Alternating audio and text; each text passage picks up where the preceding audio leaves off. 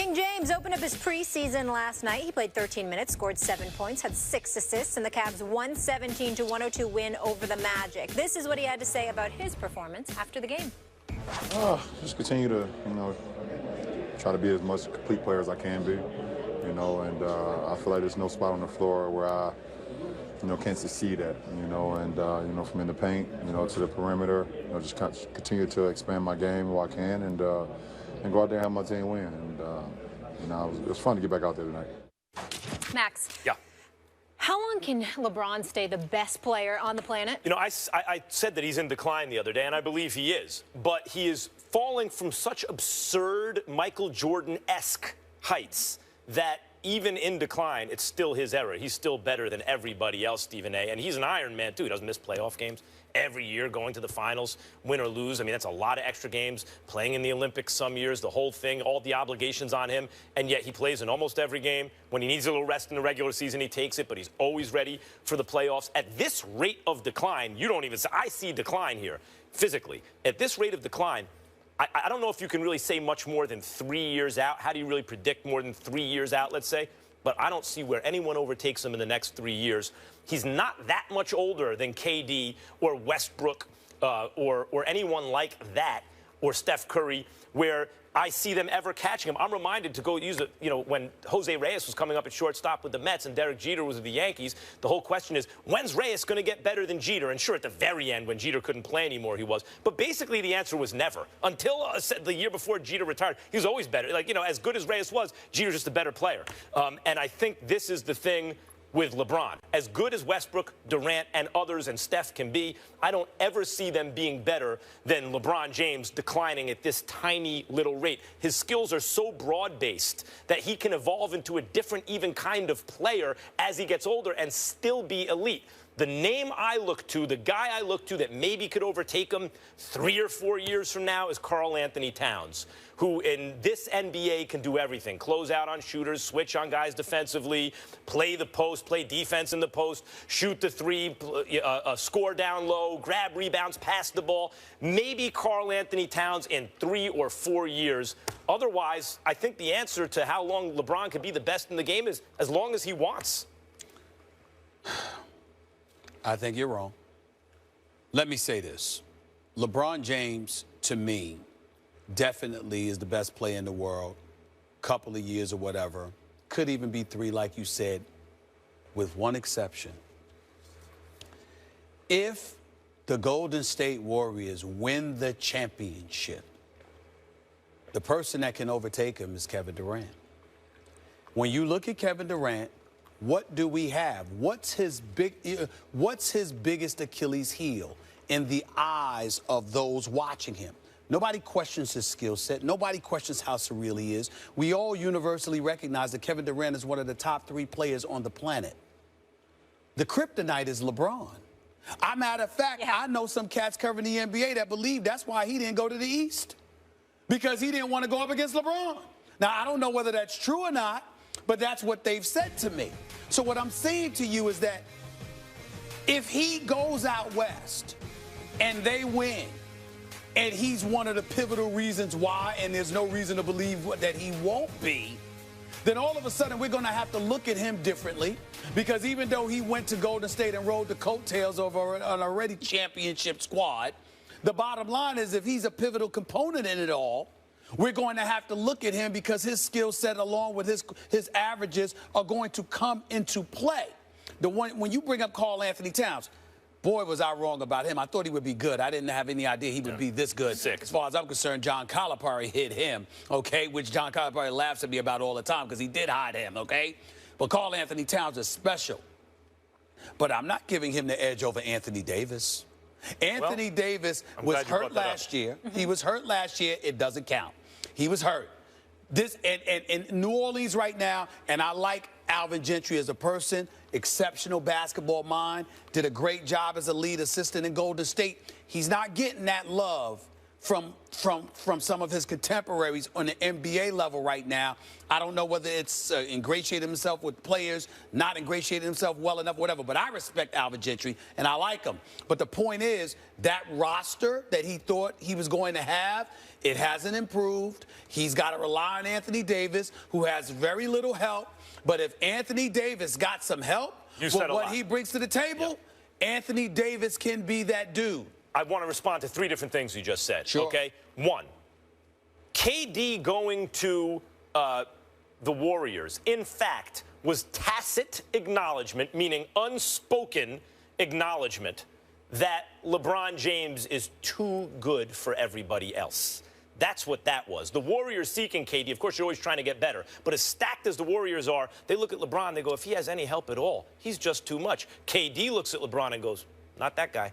Can't do it. I need to go join the best team in the league to give us a shot. They're not necessarily a lock to beat Cleveland, but to give us a good shot against Cleveland. By the way, he's wrong. I want to say for the record, had KD gone to New York with Melo, nothing against LeBron. They got no wins against LeBron. Let me tell you something right now. If KD and Melo were together, they could take LeBron. Well, okay, they could have taken not LeBron. A chance. I don't think they have a shot. Yes. But okay, hey, look. But hold on. That's one. That's one. 2, I don't think KD's ever going to be perceived that way, even if they win 80 games in the regular season, 80-2, and win the championship, because he will be, in terms of statistical analysis, he'll be sharing numbers with Steph and Clay. Clay, in fact, is the guy, when you look at the sets the Warriors want to run, Clay is the one who's designed to get the least defensive attention. He's going to get numbers. Steph's going to get numbers. Wrong. That's going to lower the averages. I'm not saying KD's not going to put up big numbers, but it ain't going to be 28 points a game. Okay, we'll see. Still wrong. 3, Anthony Davis. Yep. If you took injury history out of it, yes, Anthony Davis would be even better than Karl Anthony Towns. He's performed at an incredibly high level in the NBA. But the guy is a lock to miss 20 games a season. He misses too many games. He's injury prone. We've seen that so far. And he came into the league needing to learn to stretch it out to shoot the 3. Karl Anthony Towns came into the league. They made sure in college he came into the league being able to shoot from downtown. So, in fact, to best take advantage of the modern NBA, it was Karl Anthony Towns, who, though I agree not as talented as Anthony Davis, but given Anthony Davis's injury history and Karl Anthony Towns' already formed skill set, I think, in fact, Karl Anthony Towns is the safer bet. And by the way, we didn't mention Kristaps Porzingis, who's 7'3", listen, and in a couple of years, the East is just going to have to game plan around him. With that, don't mention him now. I mean, not when you got Anthony Davis and Karl. No, don't do that. And then not only that, when you think about Anthony Davis, he only missed about 20 games the last couple of years. Yeah, I mean, each. I'm just saying, but a lot of those times they take some games off during the. Trust me on this. They take games off even when they're not injured. So let's keep that in mind. Last point. When you sit up there and you talk about Kevin Durant and his stats, you know why the stats don't mean anything when it comes to Kevin Durant, no matter how much his numbers will drop? Because he spent 9 years proving what he can do offensively. So now you're stepping back because of the system and the personnel. It's not a matter. No one questions what he can do offensively. You would be right if Kevin Durant didn't have a career 27.4 point per game average. He's also joining a 73-win team. How much credit is he going to get for that? I'm just saying. He's already proven what he can do. So anything he does to step back, sort of like what you say about Bosh. Remember, Bosh comes from Toronto to Miami. He steps back. People killed him for that. But they were wrong. I agree they'll be wrong, but that's the perception. Some days we agree on things. Today's not one of those days. And also, someone at this desk picks the Cardinals to go to the Super Bowl. I don't know who that could be. They're not looking so hot this season, so it's me, Stephen A. Don't worry, not accusing you of that. And tonight, it could get worse as Carson Palmer will be out with a concussion. Can they overcome it? After suffering a concussion in Sunday's game against the Rams, Carson Palmer has been ruled out tonight against the 49ers. Drew Stanton will start in his place. Since 1990, teams that have started the season 1-4 have made the playoffs 8% of the time, including 2 teams last season. Stephen A., would you call this a must-win for the Cardinals tonight? I would. I would because of the NFL season, because of the success rate of those who start 1-4, like you said, 8%. And more importantly, because of the way they've looked, Max. I mean, they're not going to have Carson Palmer tonight. He's going through the concussion protocol. He's not going to play. Drew Stanton is your guy. Good luck with that, even though he is playing against Blaine Gabbert. In the end, what it comes down to, I'm just looking at their schedule. After this, they've got the Jets coming up in Seattle, both home games, but chances are they'll lose at least one of them. They've got a road game to revisit the NFC Championship game against Carolina, who's now in desperate straits, and I think they'll be ready for that game. You've got San Francisco again. Then you've got road games at Minnesota and at Atlanta before playing at home against Washington. And then you close out the season with Miami, New Orleans, Seattle, and Los Angeles. I mean, those are potential losses there. And I think that, you know, they could find themselves in a situation where after this, if they lose and they're 1-4, they could go 500 the rest of the way, or 6-5 over their last 11 games. Well, where that's going to leave them? That's going to leave them with a 7-9 season. That's not going to get it done. So I think the level of urgency has definitely touched them. You're hearing Bruce Arians talk about how the team needs to improve, needs to get better. The general manager is saying the same thing. Defensively, they rank 11th, but 20th against the run. Their offense is 15th with the rush. They don't seem to be themselves. They seem to be a shell of themselves, and the luster has basically dimmed when it comes to Bruce Arians. They need to win tonight. You lose to San Francisco and Chip Kelly, who has proven every week that this college stuff don't work on a pro level. You do this. You lose to San Francisco, it ain't going to get much better for you. Yesterday I was thinking about this game, and I was thinking, you know, yeah, this is in week 5, like you're going to go 1-4. I can't believe it's this early and we're saying this, but it's a must-win game. If they lose, they're not going to make the playoffs. But then in preparing for this show today, Stephen A., I looked at it more closely, and I have reversed my decision about this. Oh, Lord. I do not think this is a must-win game. Not because of anything you identified in terms of the struggles they're having. They are. They lost 2 offensive linemen in the offseason, particularly at right tackle. They've had a problem. And Carson Palmer, he's not playing. And the thing about Palmer is he really does need time. When he was coming on like a house on fire early in his career, he's Tom Brady, he's Peyton Manning. He got good protection. As soon as that broke down, Carson Palmer, not so much. He's not the most mobile fellow in the world. At any rate, Drew Stanton's pretty good for a backup, but still is not a starting quarterback.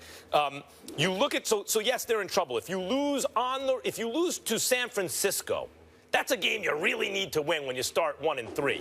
How do you make the playoffs? Well, I can go over that same schedule, Stephen A., and say I can see where they go 8-4 the rest of the way. I mean, Seattle is a tough game, but that's a divisional rivalry. Carolina's had the same kind of problems that the Cardinals have had so far this year. Atlanta has no defense. Washington's just okay. Miami's not very good. New Orleans has no defense. 8-4 puts them at 9-7. Yes. Now here's the thing about that. The Packers. Let's say the Minnesota Vikings win the division. Packers are a wild card. Let's just say. Where's the other wild card going to come from? The NFC East is so great that one of those teams might win 10 games? I don't know that. The two of them are playing pretty well. Fine, but neither. You look at the NFC East, rather. You're not like, boy, one of those teams is a lock to come out of the South. What about the South? Nothing there. Right now? Yeah. But what if they lose to San Francisco, but Carolina gets going? If Carolina gets going, that's, by the way, and Carolina's looking at the Cardinals saying the same thing. Like, so I don't, as it's wide open. If they're 1-4, I can't believe it, but if they're 1-4, they're still not out of the playoff hunt the way things are going. I think 1-4 essentially seals your fate. Because I think that I'm not going to predict that Carolina is going to continue to fall. I definitely think that Green Bay and Minnesota will make enough noise. And definitely there's a possibility that because of the NFC East being what it is, the way Peterson has turned things around. I mean, they went from the fastest offense with big difference in time of possession to the slowest offense in the league right now. I think them combined with Dallas can make things very interesting. I think Arizona's got to win tonight. I really do. Well, it wouldn't hurt. It's open. Looking forward to it.